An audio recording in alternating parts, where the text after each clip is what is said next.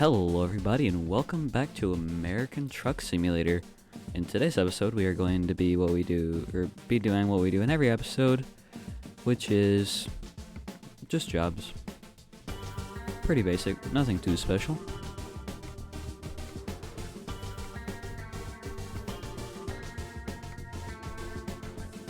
I'm gonna try to go for something that's a little bit shorter today as I don't have that much time to record. So we'll do this one, and we'll take that job and get going. Watch, I have misread this. It's 400 miles. I would probably cry. I mean, no, I don't cry, ever. Definitely not. I guess I do actually do the stereotypical male thing and cry every 3 years. Actually, more every 2 years. Moving on, though. Just gotta take the screenshot.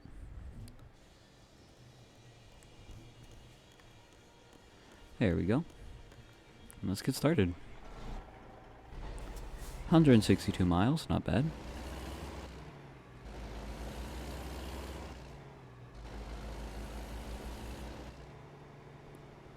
Alright, turn signal.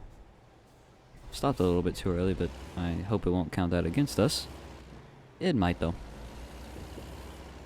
Okay, I think we're in the clear. Until we get to an immediate red light. Oh, stop. Okay.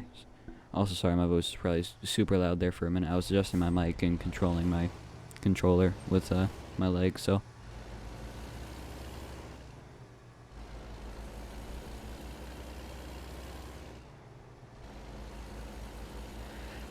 But hopefully we'll get out of Traffic Light City in just a moment. And we'll be home free from there.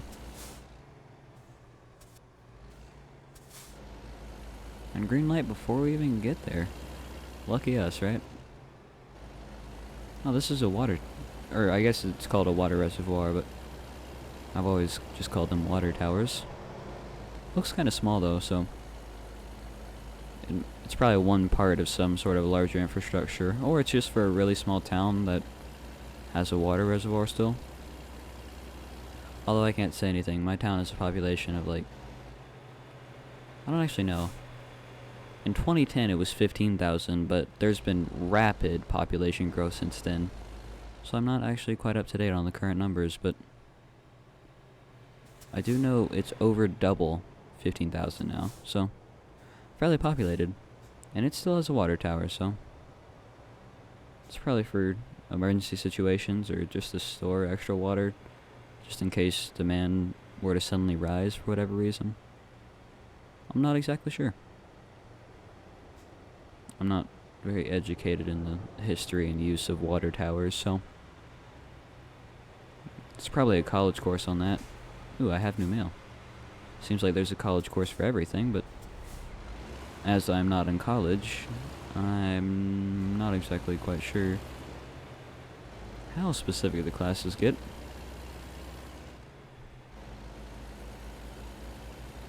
But I've heard of classes such as, let me think of a strange one.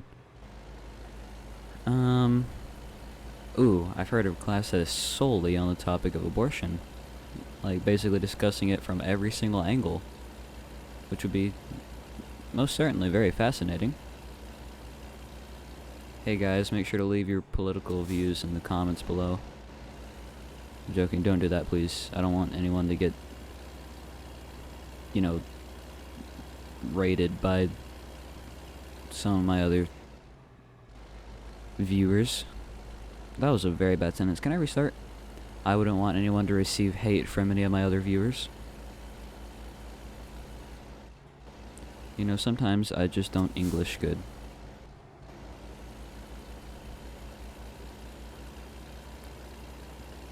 And sometimes I speak very formally and it actually sounds pretty good. Key word there, sometimes.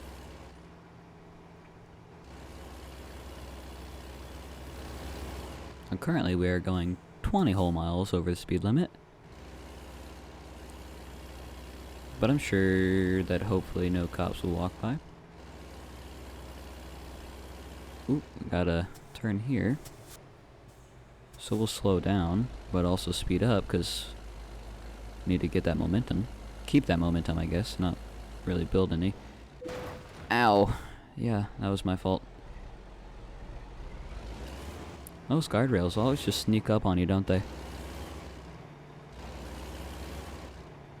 Those mobile guardrails really get you, you know?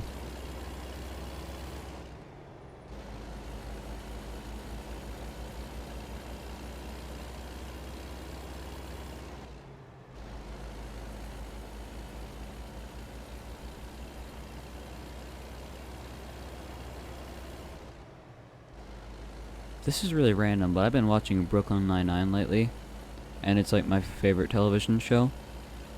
But also, my first controversial opinion, it is far better than The Office. Office, super overrated. It has moments, but eh. And then also, I don't think The Office is that great overall. As I was just saying. Like, it's far overrated, and it's just not that great. Like, it's kind of a boring show. And, yeah, stuff happens, but you never really move around. It's mostly just The Office, and some episodes move around. But in Brooklyn Nine-Nine, you have so many different places that scenes are constantly taking place. Scenes are constantly taking... so many different... okay, I said place twice, really close together, and that kind of bothered me, but... because in Brooklyn Nine-Nine, you have, like, 5 to 6 different rooms that they move around to, like, per episode. And then all the outside scenes, which are also in almost every episode. And all the places they travel, like the vacation home episode, everything like that. So I really like the diversity and location in Brooklyn Nine-Nine a lot better than The Office. I do like Steve Carell, I must admit. Another show that I've been keeping up to date is called The Patient, where Steve Carell gets kidnapped and put in this guy's basement. It's not a spoiler. It's literally in the series description and the first episode. But I don't actually really care for that one.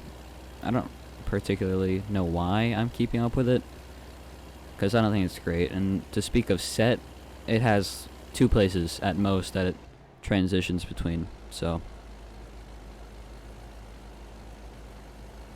that could also do with a lot more scene diversity. It seems like they spent all their budget on actors because they have 2 big-ticket actors. The one that played General Hux in the new Star Wars movies, and then, of course, Steve Carell. But, I think they blew all their budget on that because there's basically apparently no budget for scenes, which is supposed to be intentional, maybe. Because if you're getting kidnapped, you aren't really going that many places, but I don't necessarily care for the format either. And also another Steve Carell movie, Anchorman, The Legend of Tom Burgundy. I thought that was pretty funny. If you haven't seen that, go check it out. I still haven't seen the second one, though, which is something I definitely need to do, because I hear it's really funny as well. Brick Tamland, who was played by Steve Carell, my favorite character in the first movie, whenever he just goes, "I stabbed a man in the heart." You have to see the entire scene, but oh my god, it's hilarious. He plays that character so well. But yeah, it's funny. What's the speed limit? I don't see the speed limit sign. Oh, there it is, 55. Ooh, and there's police right up there. Oh, I thought it was police. It's just a broken down car. It's a pretty big L if you ask me.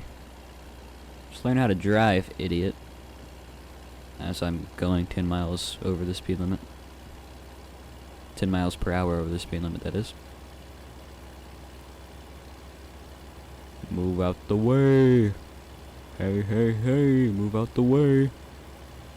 This is disaster waiting to happen. I'm going to murder somebody.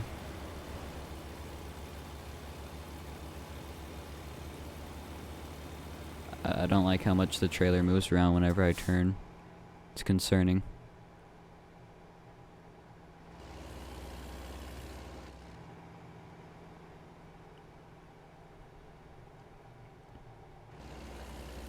Okay. Looks like we're about 80 miles out in an hour and a half. Luckily not in real time.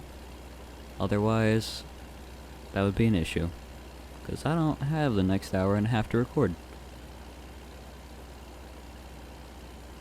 So I do have to record another episode after this, and I have about 30 to 45 minutes more. Which includes finishing this job, starting the next episode, and finishing that job. So I should be able to fit it in, hopefully. I mean, this job wasn't even really that short. Yeah, we're moving pretty swiftly, but I don't see any police officers, so should be okay. Oh, red light, red light, red light. Emergency brake, please. Gosh dang it. I might as well keep going at this point. I don't know why, but my brain just didn't register that that was a red light until it was already too late. I mean, as a matter of fact, we weren't even really, like, close to stopping in time. I mean, this is basically just a tank without a gun and heavier. Tanks move fast. Like, if you've seen a tank at full speed, you know what I'm talking about, but if you haven't, look it up. There was a video that was shot in Ukraine of a Russian tank crew going at max speed in their tank to get out of Ukraine, and they are, like, hauling butt, because I don't want to say a bad word, but yeah, they're going incredibly fast, and then they just absolutely drift. I mean, they drift into this massive tree, and it bends, and the tank looks fine. Now, that's not to talk about what, you know, damage was probably caused to the tank after the video cuts off, but plus whatever crew injuries they may have from that, but probably nothing. I guess it depends on how they were situated inside, but I mean, they were going freaking quick. Even nature is fighting back against the Russians, taking out their tanks. Although that tree probably is dead, so.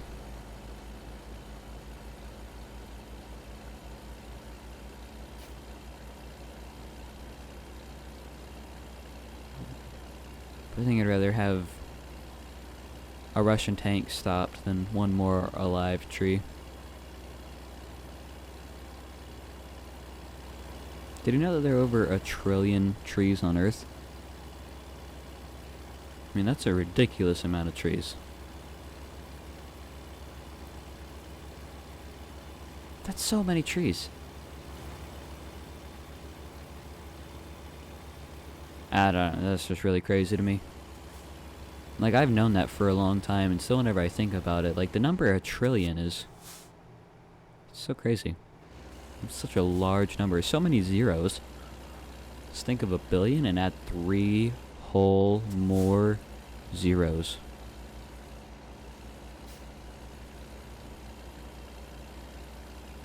Also, if you couldn't tell, that was kind of a bit about, you know, the whole trillion, billion thing. But not about the tree thing. It's a lot of trees. Not that I find trees particularly interesting, but they are kind of interesting, I suppose.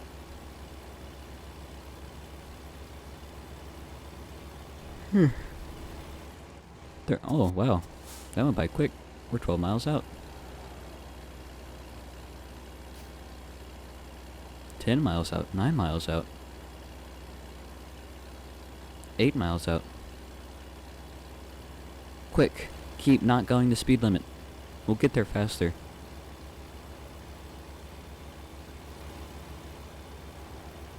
Okay, I'm gonna let off the gas as we go down this hill, because there's probably gonna be a red light at the bottom, and I don't want to crash.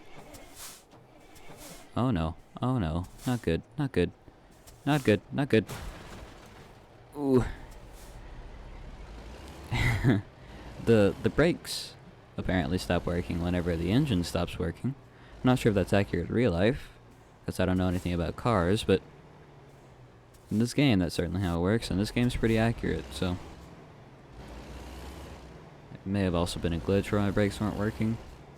I mean, glitches happen in real life where your brakes don't work and your wheel will lock up and your brakes don't work and you're just sort of coasting down a hill until you hopefully stop.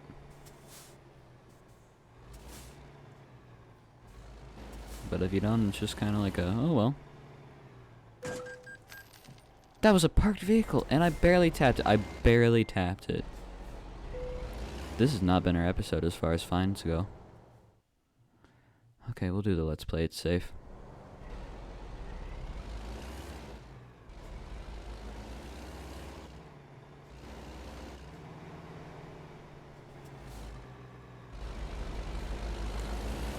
Okay, I guess we have to go around here to find it.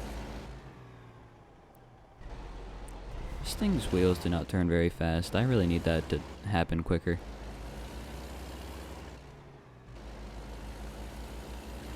I bet truck drivers wish they had a third-person mode. I bet that would be really useful. Ooh, oh, it's right there. Okay. I thought those white lines were it, but nope, we got actual space to pull up, which is useful. Very useful indeed.